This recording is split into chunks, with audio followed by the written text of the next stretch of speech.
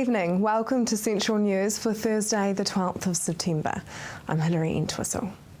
In today's news, more ratepayers' money on events and tourism in Tauranga City was the strong message from a recent survey.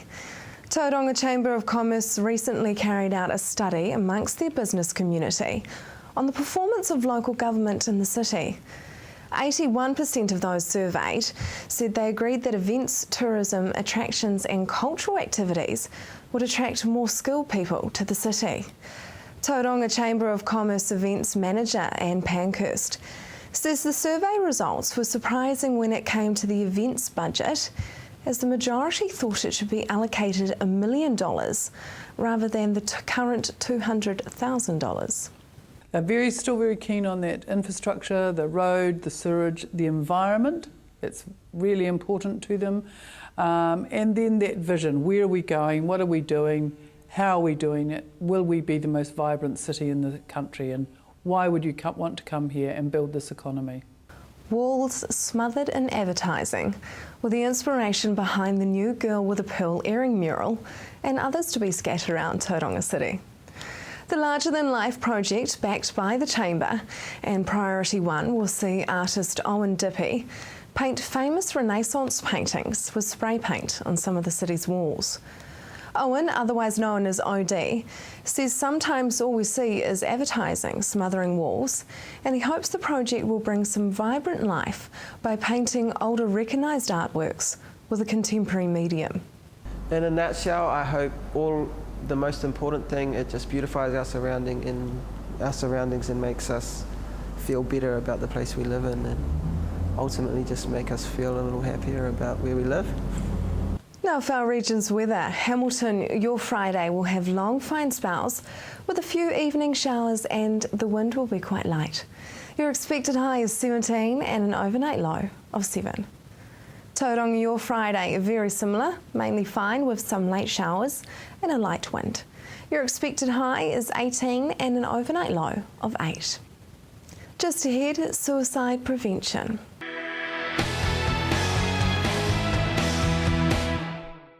Welcome to Central News on TV Central. World Suicide Prevention Day was on the 10th of this month. The Bay Plenty, along with Tairāwhiti and Southland, has significantly higher suicide rates in 2010. And with many young people taking their own lives, something needs to be done to tackle this very sad, very real issue New Zealand faces.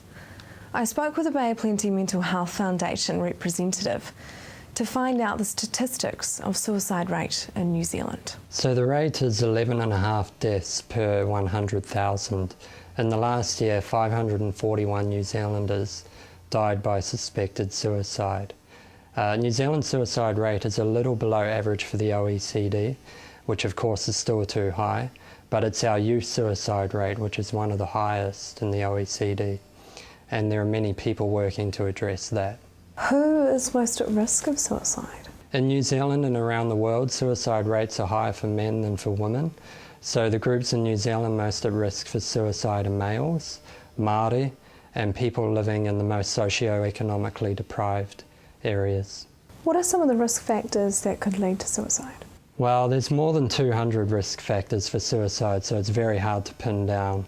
But common risk factors include mental distress arising from depression and anxiety disorders, for example, drug and alcohol dependence, previous suicide attempts, grief from losing a loved one, a job or a relationship, and having been exposed to trauma such as family violence, physical or sexual abuse and bullying.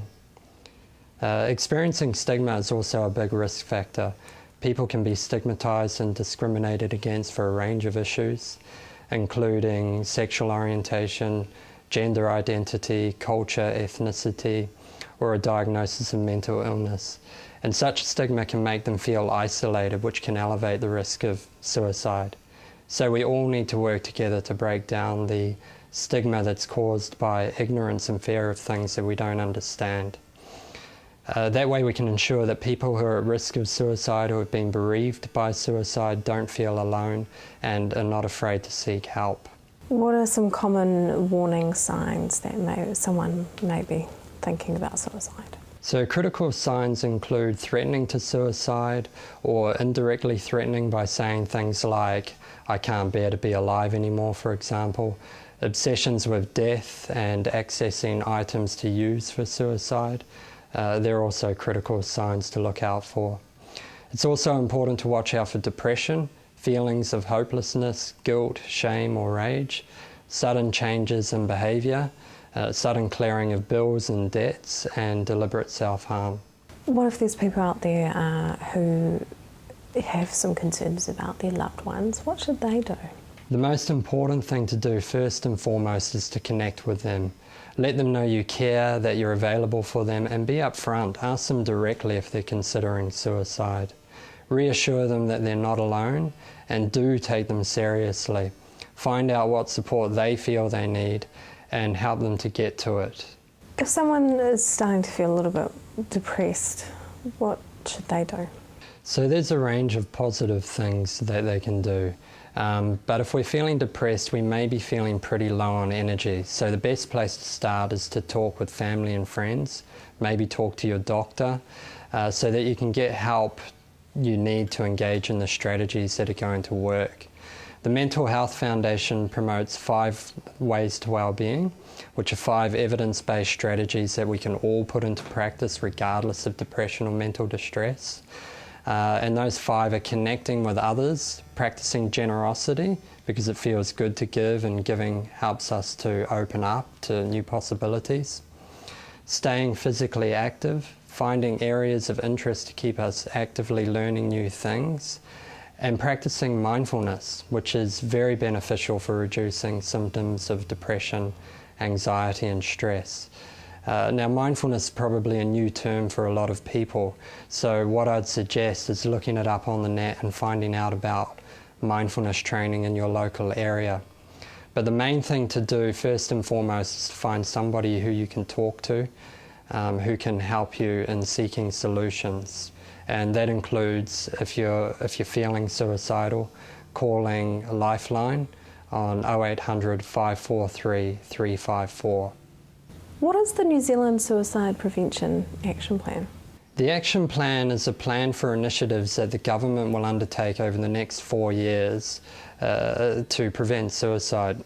So broadly speaking, the plan is intended to strengthen support for family, whānau and communities.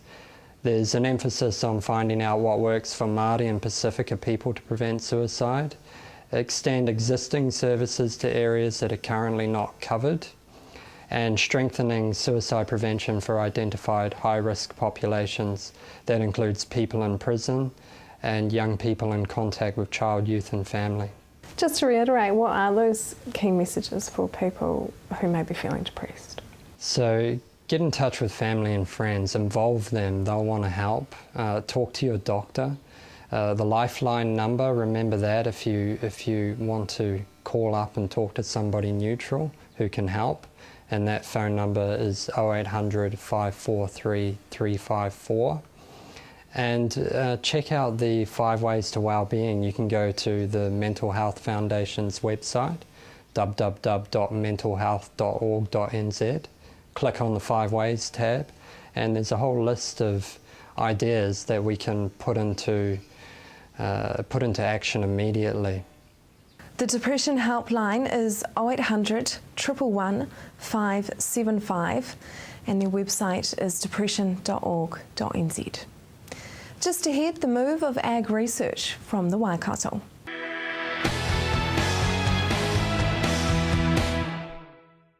Welcome back. A proposed restructuring of ag research could see 180 jobs moved from its Rukura campus near Hamilton and 85 positions from its Invermay campus near Dunedin to other parts of the country. The negative impact this move would potentially have on Hamilton's economy is concerning many Hamilton locals and members of the council. Sue Moroney is against the move. Welcome to the program, Sue. So why do you think it's important that we have ag research in the Waikato? Well, look, the Waikato is probably one of the top dairy producing areas, in fact, in the whole world, but definitely in this country. And it seems to me that having the strategic ability to have cutting edge research and innovation in the agricultural space happening in the Waikato would be a really smart thing to do. Strategically, that's always been a really important advantage that our region has had. And I'm really concerned about economic development in our region should we lose that capacity. So what do you think it means for Hamilton, not just economically, but the impact on the community? Well, look, there's 180 decent jobs going from the Hamilton City area, and that's on top of 130 well-paying New Zealand Post jobs that have just been declared redundant as well, and about 95 really very well-paying mining jobs from Huntly. So when you look at that big picture, what we're getting is a lot of wages and high-paying jobs being sucked out of our region. And if there's any job growth going on at all in our area, it's in the area of fast food where there are minimum wages paid. So, you know, we've got a new Wendy's and we've got a new Carl's Jr. in Hamilton, but we've lost our ag research facility. And I think that paints a really bad picture for the direction that we're going in under this government in the Waikato region. So when those wages, those really good wages, get sucked out of our economy, then people have less to spend locally, and the next thing that starts happening is a whole lot of redundancies in other businesses as their income goes down as well. So I think this is the start of a new fresh round of redundancies for our area, and that, let's face it, that means kids going without food on the table. So how many jobs are we talking in ag research? There's 180 that have been earmarked as going from Ruakura in ag research, and you know, look, there's going to be 90 jobs left behind, basically. So it's going to be a skeleton of what it should be. In its heyday, there was probably around about 500 jobs in Ruakura, and you know, to have it stripped down to 90 just leaves it in a position where it really hasn't got the capability to do what we want it to do. And so those jobs will be relocated to Christchurch, is that right? Some of them will be relocated to Christchurch and some of them will be located to Palmerston North. Now, I think there's a story here to be told because some of our New Zealand Post jobs are also going to Palmerston North. Now, good on Palmerston North. They've obviously got a plan and a strategy about how they are attracting these jobs. But in the Waikato, we clearly haven't got a strategy in place that's working. And I'm also really critical of the local members of Parliament because the ones who are in the government, David Bennett and Tam McIndoe, ought to be fighting for those jobs to stay in Hamilton, ought to be actually mounting a campaign for a good economic development strategy in our region. They're doing neither of those things. In fact, they've defended this job loss from Ruakura. So what do you think needs to happen then in order to keep these jobs in the Waikato? Oh, look, I actually think that we need to, you know, people won't be surprised to hear me say this, I think we need a change in government because quite frankly there is no good regional economic development going on. If there was, you wouldn't have the top dairy producing region being stripped of its research capability in agriculture. You just wouldn't have that. So we need a government that is determined to actually have regional economic development in place and is actually committed to growing jobs and growing high-skilled jobs, not jobs at the bottom end of the market. How much do you think research and development means to an economy? For an economy like New Zealand, it's very much, it gives us the leading edge because we are a food-producing nation. We have other skills as well, we have other strengths, but food is a very important part of what we do, and we stay at the leading edge of innovation in the food area because of research and development. We're not going to win the race to produce the mass amount because we're not big enough. Yes, we are a great dairy producing nation, there's no doubt about that, but you've got the Argentinas and you know, lots of other parts of the world that are just as capable of us as producing milk, and they can produce a lot more of it. So we're never going to win the race to produce the largest amount. We've got to be smart in the way that we produce food. We've got to be at the cutting edge of producing what niche world markets want. That's why research and development is so critically important to New Zealand. We're a long way away from our markets. The only thing that we've got in our favour is that we have had in the past a clean green image and we're smart with our food technology. And that all comes down to research and science.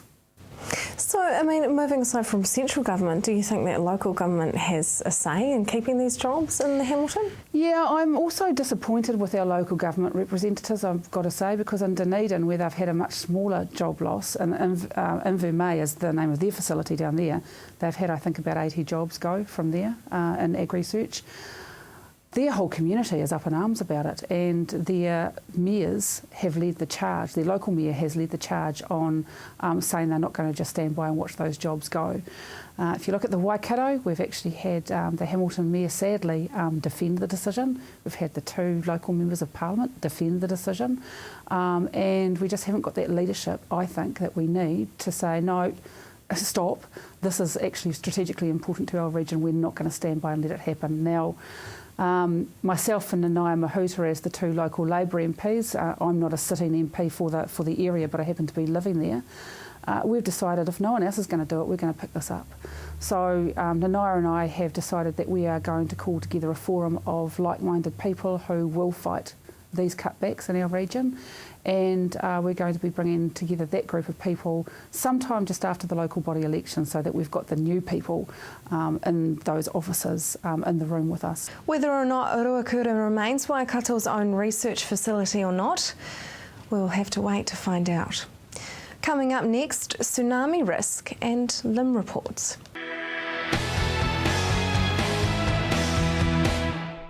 If you have just joined us, welcome to Central News. The risk of the Western Bay of Plenty coastline experiencing a 14-metre tsunami is 7 to 13% each year. Smart Growth was recently told councils should state this risk in LIM reports. Some were not happy about this, as they felt it could impact on coastal house prices. So I spoke with Tauranga City Council to find out what the risk is to the Bay of Plenty. The risk of a tsunami in the Bay of Plenty is moderate, I would say, using that term. And by that I mean that work that's been done in the past has shown that there has been some tsunamis that have come in the last 4,000 years, approximately 6, some regionally and some locally sourced, that have got above a 5-metre height in elevation. So the water has run inland. So the work that has been done recently by GNS for us is something that we can probably rely on and say may have occurred in the past. So there is a risk there. I wouldn't say it's high or low. It's probably something that people just need to be aware of and be prepared for. Is it just an earthquake in the Kermadec Trench that could cause a tsunami? The regional coastline, including the city, is affected by tsunamis on an annual basis. So tsunamis are sourced from 3 areas. One's the very distant type scenario, which is your Chiles. You've got something closer like Samoa, which are your regional type tsunami sources, and then you have the local event, which is the one which is the most damaging for this particular area of New Zealand, which is the Kermadec Trench. So the travel time for that tsunami is less than an hour, and that's why it's classified as a local source. The council was advised that tsunami risk should be stated in LIM reports by legal advice by Simpson Grierson. So what was the reasoning for that? Section 44A of the Lagoima Act, which is the Local Government Official Information and Meeting Act of 1987, is pretty clear about what a local authority must include in its land information memoranda. It has a mandatory component to it and it has a discretionary component to it. Within the mandatory component of the legislation, a city or a district must include information about significant land features or characteristics on land that have the potential to occur. And then it lists a series of occurrences that must be included, one of which is inundation. So when we look at the potential for inundation to occur from tsunami floodwaters, it's very clear that that information fits the bill under the terms of that legislation. Why have some people not agreed with that legal advice? Well, I think land information memorandum and natural hazard information associated with that evoke a certain amount of emotion. For the most part, people will feel that their properties may be devalued or some way affected by that information, but in actual fact it is just information about something that may occur, may not occur.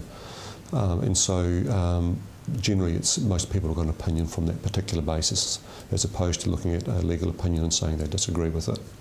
What is the New Zealand Coastal Policy Statement, and will that affect the LIM reports? The New Zealand Coastal Policy Statement won't affect the LIM, so I'll clear that up front. The Coastal Policy Statement is the government's way of saying to New Zealand that our coastal environment is extraordinarily important to the whole of New Zealand. It's got economic values, it's got amenity values, and everyone relates to it, given that we're within a 4-hour drive, I think, from the furthest place from New Zealand to the coast. So it's a document set up by the government to say local and regional authorities, these are the important things that you must take into account when you manage that coastal environment on behalf of your communities. And so with those provisions in place, there's that national credibility and consistency that's provided for the whole of New Zealand in that framework, yeah. According to the Tonkin and Taylor report, floodwaters will have quite a big impact on the Papamoa coastline. So what will the damage be? The damage is quite difficult to quantify, but basically the Tonkin and Taylor work is taking the work that GNS provided us last year and showing the community where floodwaters are likely to flow. So we can work out the depth, we can work out the velocity, and we can work out the likely hazard to the community. So that work hasn't quite finished yet, and we haven't received a report from them. The work that we presented to the councillors on the 19th of August were preliminary results of that work. So in around about a month and a half, 2 months' time, that work will be finalised and made available to the community. You can view the Tsunami Survive document and the decisions made at council meetings at tauranga.gov.nz. That is the news for today. Central News will be bringing you a local body election special soon. We will be holding a forum with the mayoralty candidates from our councils. Those councils are Tauranga City, Hamilton City, Western Bay of Plenty, Matamata-Piako District, South Waikato District, Waikato District, Waipa District, Waitomo District and Thames Coromandel District. We will be putting viewers' questions to the candidates, so email us or send a message on Facebook of the questions you want answered from your potential new mayor. I will be back tomorrow night with more guests from in and around our regions. I'm Hilary Entwistle. Have a lovely evening.